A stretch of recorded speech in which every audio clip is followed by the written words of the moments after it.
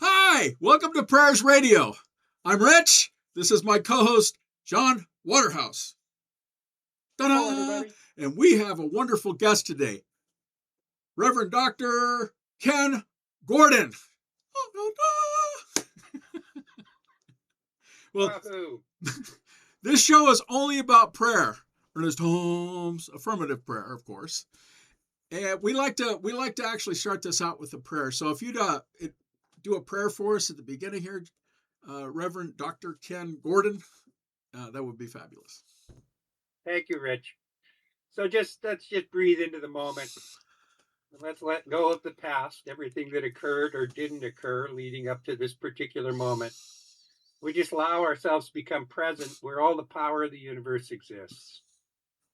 And I speak my word knowing that there is God and absolutely nothing else, knowing that I'm unified with this power, and knowing with certainty that this radio show and that the host and the backup host is in perfect alignment, that we come together with a realization and a recognition of the beauty and the magnificence, and that this show aids and supports in awakening humanity to its spiritual magnificence and creating a world that works for all.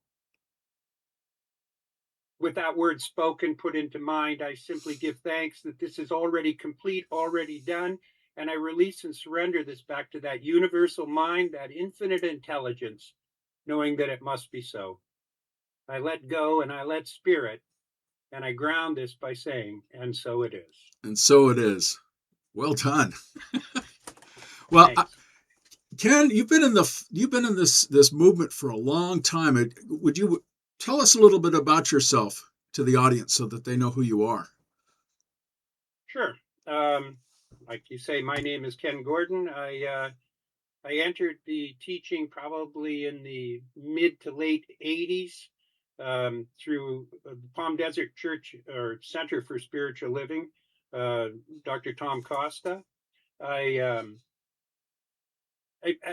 I'll tell you is that what I recognized was when I entered it, I was farming in Southern California, and there was absolutely nothing wrong with my life.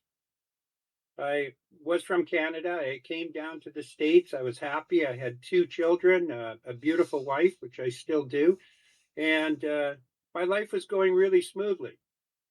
And when I went into the center and participated, it kind of woke me up.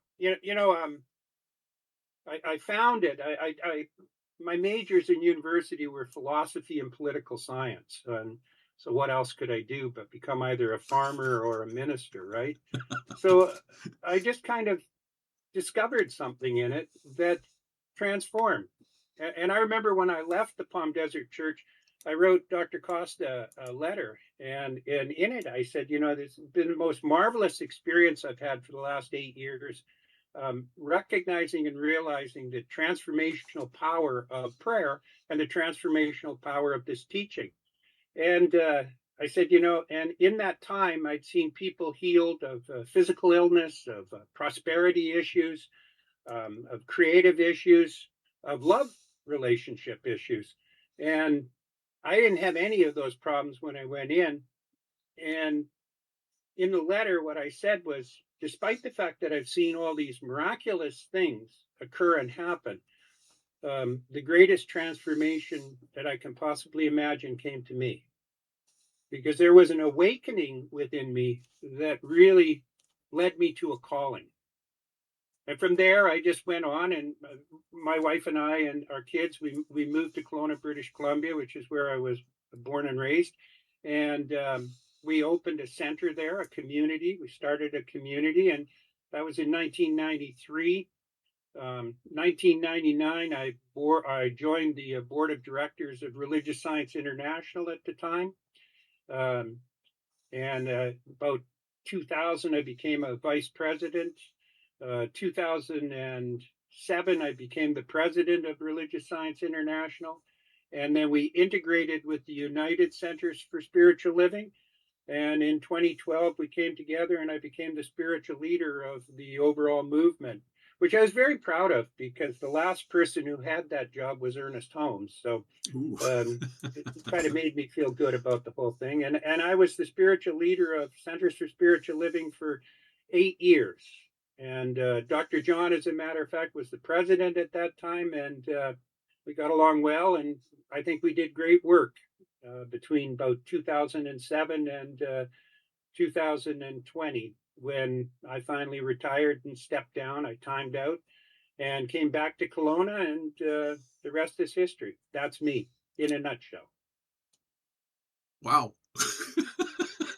I can verify all of that information. I'll second that. Well, I'm just in awe with the things that you've told us. I mean, how does prayer show up in your life besides that? I mean, you said that you don't have any issues and stuff, but I'm sure you've used prayer to manifest things in your life or to make things happen the way you want it to, or just to have a better life. What is it? How does that show up in your life besides that? I mean, it sounds like you have a fabulous life. I do, but boy, it's a misnomer to think I didn't have issues. I just didn't have the issues that I spoke about. I was healthy. I was in love. Had a loving relationship. Everything worked really well. What I found about scientific prayer, um, spiritual mind treatment is what we called it. Affirmative prayer, sometimes it's referred to. What I discovered about it was that it was more than just sitting down and praying because you needed something. You know, prayer is a great, or spiritual mind treatment is a great reaction. It's a great reaction tool. When something happens in your life, what you do is you do your treatment work, and things open up and change and transform. But the key to scientific prayer, or the key to my learning and understanding and how I brought it into my being, was it. I use it proactively. I don't use it reactively. Now, I do use it reactively, but I use it primarily proactively. I set my life up according to prayer. Once the word is spoken, it's done.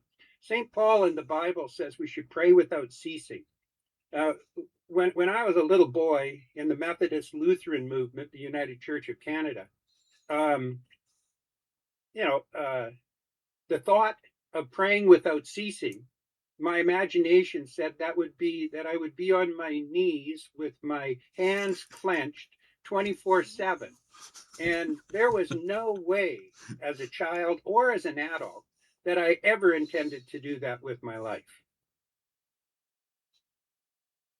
It was when I discovered science of mind that I realized that what Paul was saying was that when he said pray without ceasing, was he was saying your every thought's a prayer.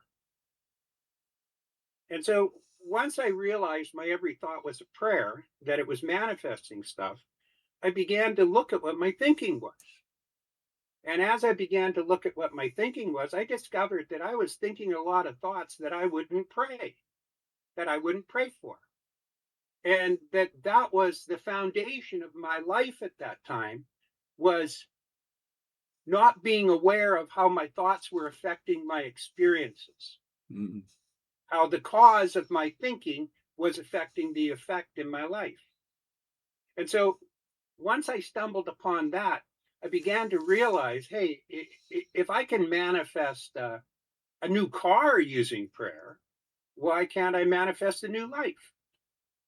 And so what I began to do is I began to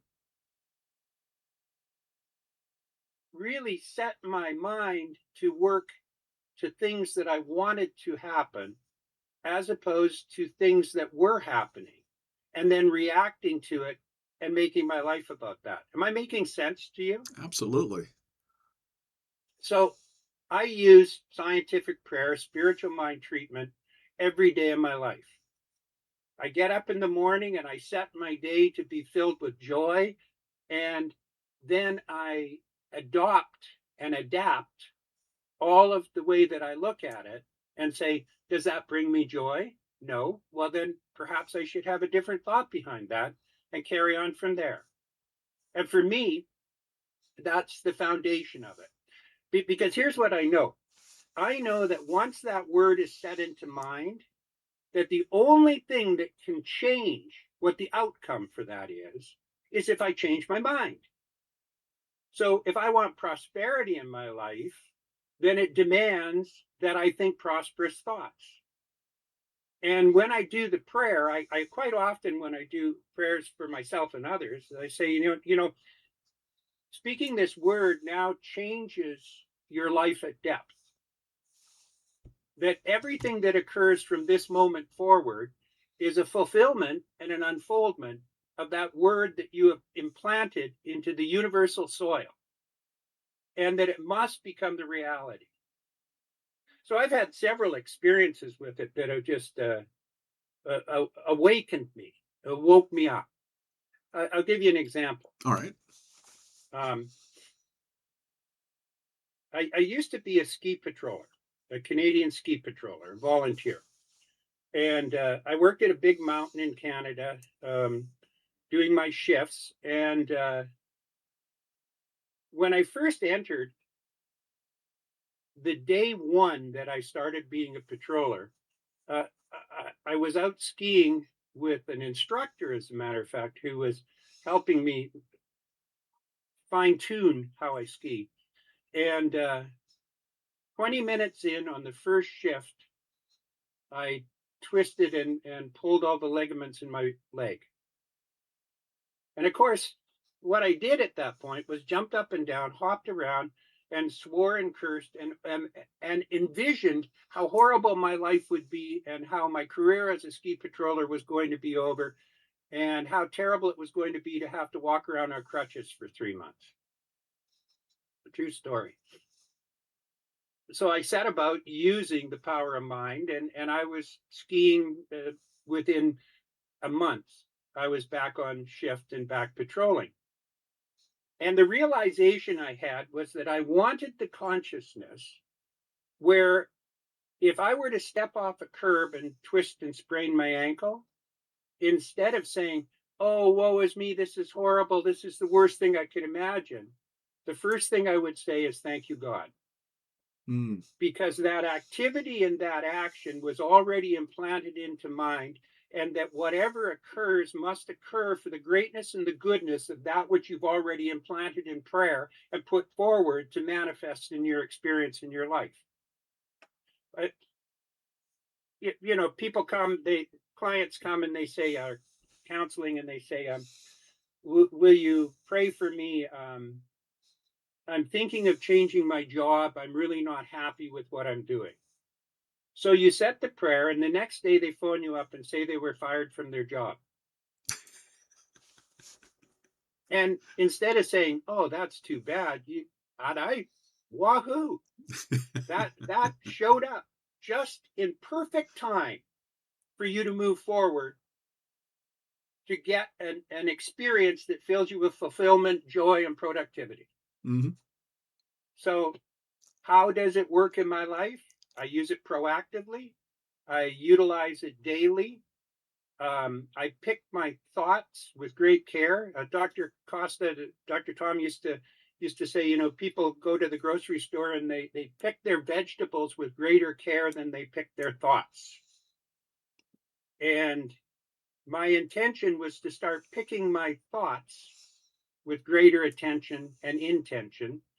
And after almost 40 years in this study, I'm certainly not there, but I'm getting way better than I used to be. Is that not true, Dr. John? Oh, absolutely. The evolution of this never ends. There's always some nuance that shows itself and helps us along the way. Exactly. And if it didn't, you'd end up with cosmic consciousness. And we know what in the Bhagavad Gita, what Arun felt and experienced when he was given cosmic consciousness. He begged to be let back out again. And the reality is because our consciousness, our potential of our consciousness is infinite. Yes. Infinite. Raising the dead is not a miracle, it's an ordinary. It's infinite. But we do not have the consciousness to encompass it. So like Holmes says, it's all lays before us. It depends on how much we can accept and how much we can bring into our lives.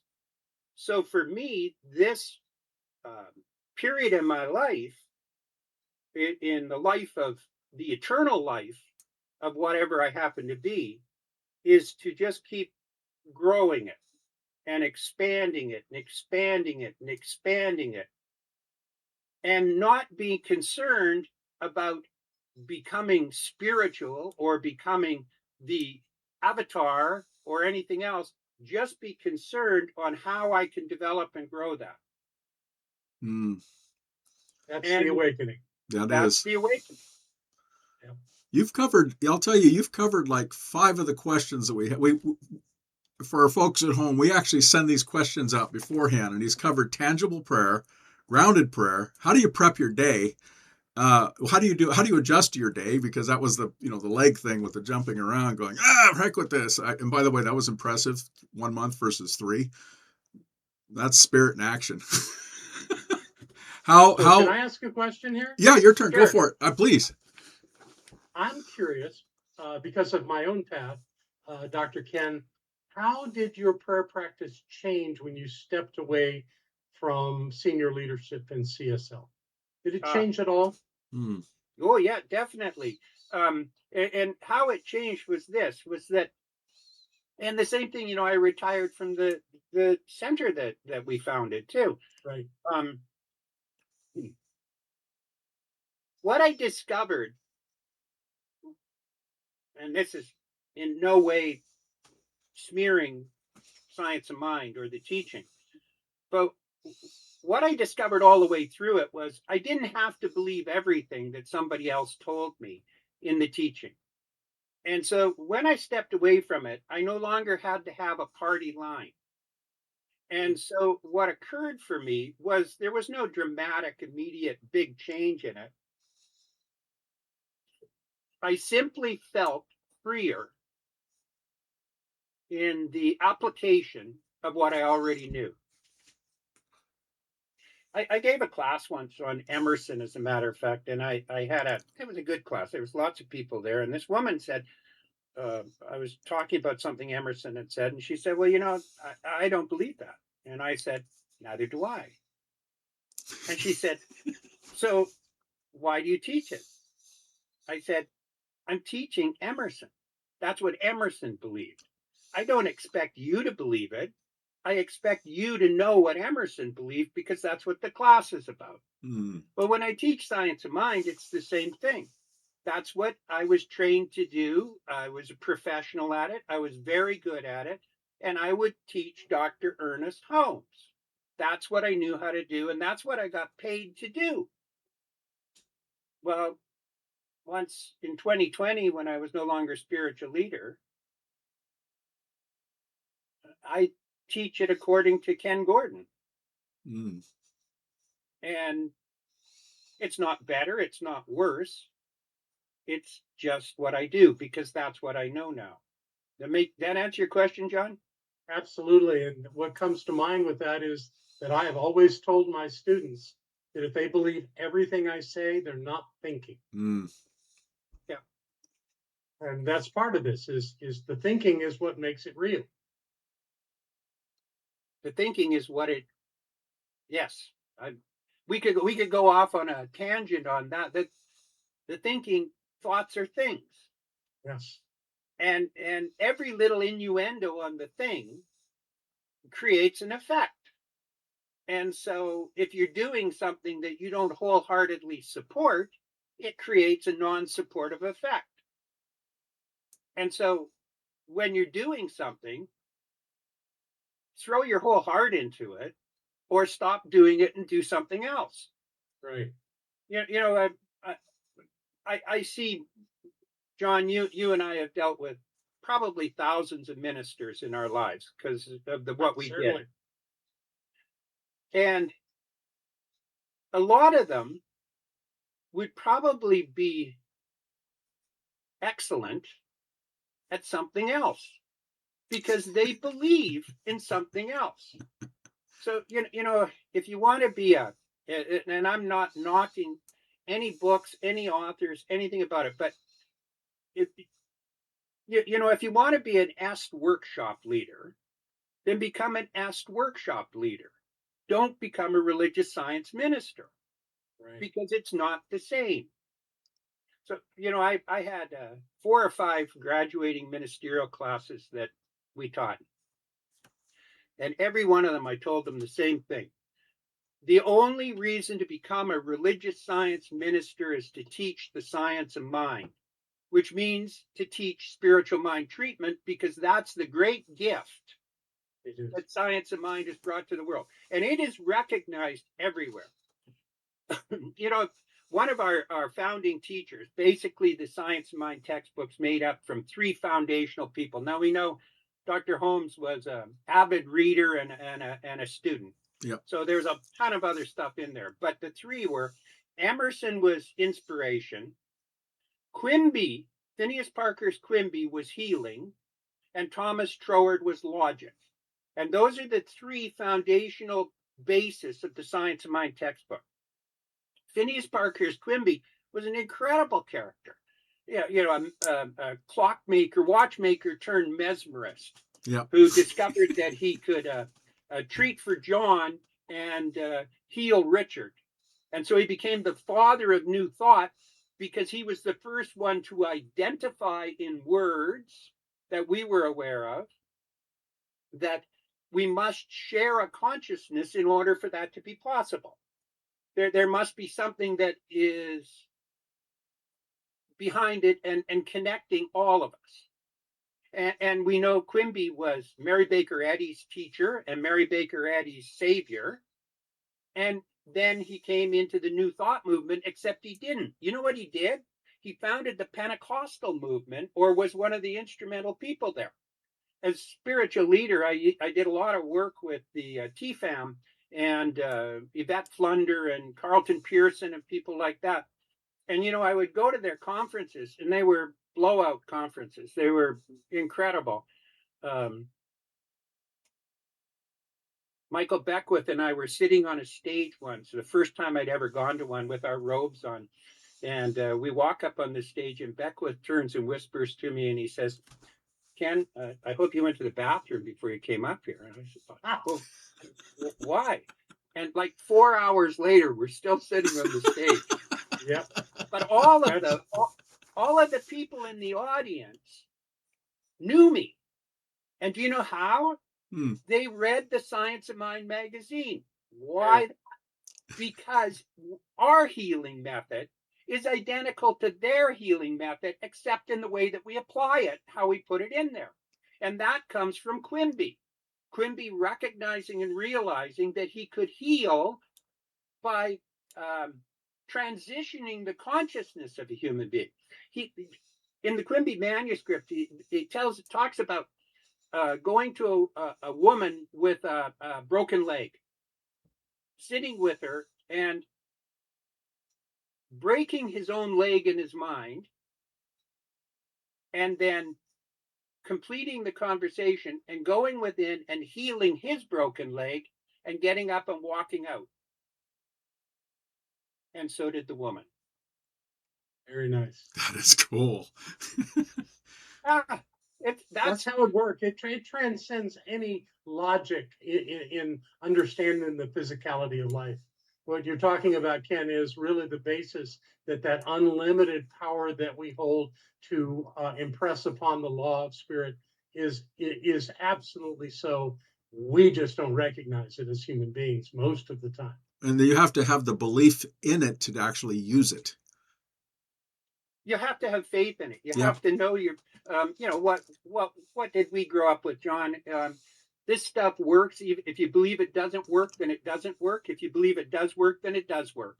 And you're right either way. Yep. And you one of the greatest things I ever did in the early days was I decided and determined that I was going to give up cynicism.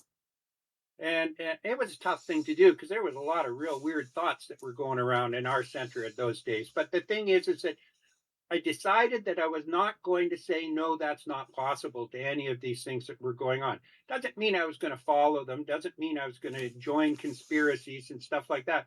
What it meant, though, was that I was going to remove my cynical attitude towards life. Then I started to go to the Science of Mind 100 series, the first classes that are there. And without cynicism, when people said something, instead of saying, oh, that's not possible, I could say, oh, tell me more. I'm really interested to know. And then go home and practice it. And as my teacher and most teachers say, you have to prove it for yourself. Then go home and prove it for myself, whether it works or whether it doesn't work. And when it does work, I applaud it. And what do you do when it doesn't work? Yeah. I change my mind. There you go. I stop and look at it. Raymond Charles Barker taught us a couple of classes. I could go on for an hour about that, but we could do a follow-up show. He said that told us when I have a problem in my life, I go into my den and I close the door and I say, Barker, you need a bigger idea. Okay. And I took that, his den, as being, I go within my own being and my own self. And I say to myself, Ken, you need a bigger idea. And then my treatment work, my prayer work, to use your vernacular, is to open myself to pray. I believe in God and absolutely nothing else. I recognize and know that I'm unified with this power, and I speak my word right here and right now, knowing that everything I need to know to embody this idea, this greater idea, happens and occurs immediately right now. Accepting and expecting this to be so, I release it back into the universal mind and let it be my truth, and so it is. Then what happens, okay, is the universe keeps showing up with the greater idea, proving it to you every time you do it. That's through the removal of cynicism. The worst thing you can do at that moment is say, sure hope this works, because it's got to work. Well, it's got to work unless we block it. Unless we change our mind about it. And so that's the discipline. The discipline is to put something into mind and say, and now, wait, step off the curb, twist my ankle and say, thank you, God, because I did the work ahead of time, and know that goodness is going to come from it. We've also got that piece of people doing treatment the way they're taught to do it, but really not completely believing it, not having absolute faith in it, saying the words and thinking that will suffice. And then they go, oh, it doesn't work. And they resist it. But it was there all the time to have if they could have just had it. Yep. Richard's minister, Dr. Jim Terrell, one of the most brilliant teachers in our movement, without question, without hesitation. So I was at a workshop with him, a small workshop with him once, and somebody asked him about prayer, about spiritual mind treatment. And, they were whining, and, how come it needs to have 5 steps? and Terrell said, it doesn't. He said, I teach 5 steps, he said, but the reason I teach 5 steps is the same reason why if I were to be teaching my daughter how to drive a car, I would sit with her and say, you put the clutch in now, you put the brake on, you turn, and you lay it all out.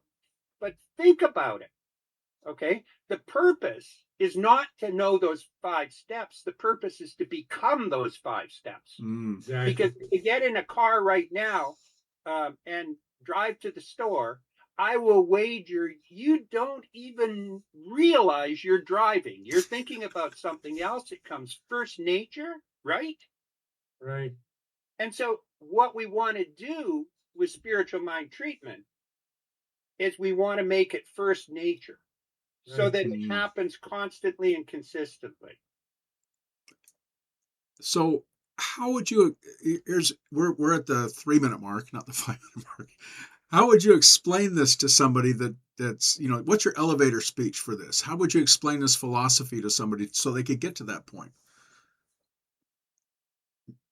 I know. Why would I do that? Well, they ask, what is science of mind? Why do you do this? What is so special about it? This is like an elevator speech. How would you explain this to somebody that just came up and asked you about it? There's only one power, and that power works through each and every one of us in perfection. and that if we can change and desire something new in our life, what we can do is implant it and put it into our consciousness, and that consciousness will transform not only our experience, but the experience of life itself. Now, that might not work, but I go back to the question, why would I tell somebody? If they asked me, I would probably sit down and explain it to them. And this need that we have to put things in 25 words, that's that's a logo on a piece of clothing or something. It's not the clothing. I like that. And we don't have proselytizing in our nature. No. We're not here to save the world. We're here to know the truth. Yes. I like that. How's it feel, Richard, to have your show totally taken away from you? You know what? I'll listen to anybody that has a better idea than me. That's what our philosophy is about. That's why we're open at the top. And if you have a better idea or a better way of doing it, I don't consider it taking over. I consider it showing me something that I may not know or may not understand a little bit. And What is your elevator speech? Science of Mind is directly associated with the I am. I am, God is. And then we go from there depending on what they look at me. If they look at me funny, then I say, well, do you want to know more? Let me show you our center, or let me explain to you exactly what this is about if you're open to it. Because a lot of times people aren't open to it. And I know in an elevator speech, if you give them too much, the glass comes over and they're just glassy-eyed and don't want to listen to you. So God is, I am, is my short speech. And that's what works for me. Because if they want to know more, they'll ask. Okay, so let me give you my experiential, because I'm really I'm a storyteller. All right. And I'm a feeler. I'm clairsentient more than I am intellectual, in my opinion, for which I have great faith. Um, when when my son was about 6 years old, uh, we were living away from the school that he was going to, so I made a point to make sure he could bring friends home. And one day he brought this little friend home with him. Let's call him Johnny. And Johnny comes to our house and they play. And Johnny's dad at 5:30, 6 o'clock comes to pick Johnny up. He comes inside, and we lived in a split at that time. So there was a balcony up here, and you come in on the foyer down here. And I go to the door, and the dad comes in, and I call the boys, and the boys are coming up, and the dad says to me, so what do you do for a living? And I said, I'm a minister. And Deborah's on the rail up above, and she's like saying, don't tell him, don't tell him. And he said, oh, really? And like the glaze. Oh, really? What kind of minister? I said, I'm a religious science minister. He said, oh, a religious science minister. Oh, yeah. And it was like, come, Johnny, let's go home now. And they leave. So my son, Mac, goes to school, and Deb's sitting there saying, oh, they'll probably never talk to us again because, obviously they didn't like that or whatever. So he comes home, and Mackenzie comes home, and he walks inside the kitchen, and his mom's there, and giving him a cookie or whatever you do. And I hear her, and I'm in my office working, and I hear her say to him, did you see Johnny today? And Mackenzie said, yes. He said, did Johnny say anything? Mackenzie said, yes. She said, well, did he say anything about meeting your dad last night? Max says, yeah, he did. Deb says, what did he say? Mackenzie says, he said that my dad was one of those people who think they're God. And you could hear Deb's heartbeat from where I was. And she said, and what did you say? He said, I told Johnny that my dad didn't think he was God. My dad thought his dad was God.